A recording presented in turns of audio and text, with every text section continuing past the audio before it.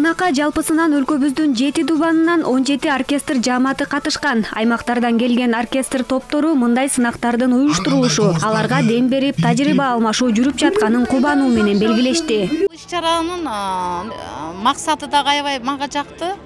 Бүт бардык искусство, музыка чөйрөсүндөгү, оркестр чөйрөсүндө кызыккан кызматкерлер бири менен бири опыт алмашуу деген, ар бир топтун чыгармачылык дареметин көрдүк. Жаңы чыгармалар менен тааныштык. Бул аябай жакшы кызматташуунун эң жакшы жолу деп эсептейм мен.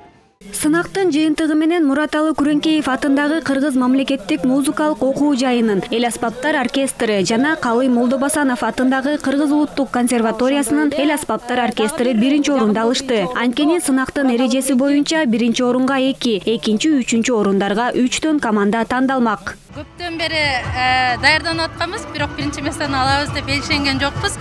Анткени 17 оркестрдин ичинден биринчи суурулуп, биринчи местени алыш дагы оңой эмес. Ошо азыр агайыбызга ыраазычылык билдиребиз, ушундай даражага жетип биринчи местени алып бергенге. Оркестр салтанаттуу иш-чараларды шаңга бөлүп, көрүк да берет. Бирок көп учурда ырды аткаруучунун гана аты аталып, жааматтын эмгеги көмүскөдө калат. Аларды колдоо максатында уюштурулуп жаткан кароо сынакка шаар тургундары да ыраазы. Бул жерде биздин группалаштарыбыз келип катышат, ар кайсы дубандардан, Ат башыдан, Нарындан, Таластан, Жумгалдан, Акталадан биздин группалаштар бар да, ошолор келип катышып атат. Ошону биз коштоп көрүп коелу деп келдик. Ушуну уюштурган жетекчилерге аябай чоң ыраазычылык айтабыз. Өзүнчө кубанып атабыз. Биз дагы бул кесиптин ээлери болгондон кийин биздин жүрөгүбүздөн мындай жагымдуу болуп атат да жүрөгүбүзгө.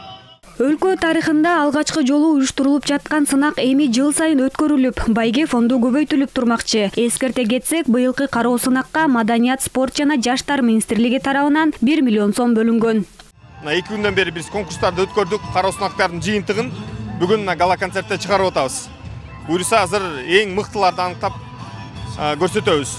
Байге фонду 1 миллион сом. Андан тышкары бул азыр ар бир өздөрү жерлерине кеткенде биз дирижерлорду, маэстролорду артынан жөнөтүп, дагы үйрөтүү иштерин, окутуу иштерин жүргүзөбүз.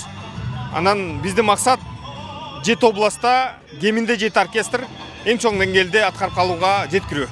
Белгилей кетсек, кароо сынакка биринчи орунга 65 000, экинчи орунга 60 000, ал эми үчүнчү орунга 45 000 сом бөлүнгөн. Ошондой эле кызыктыруучу сыйлыктарга 25 000 жана 35 000 сом акчалай сыйлыктардын сертификаты тапшырылды. Иният Эргешева, Карылгач Асангулова, Элдар Анарбеков, ЛТР Бишкек.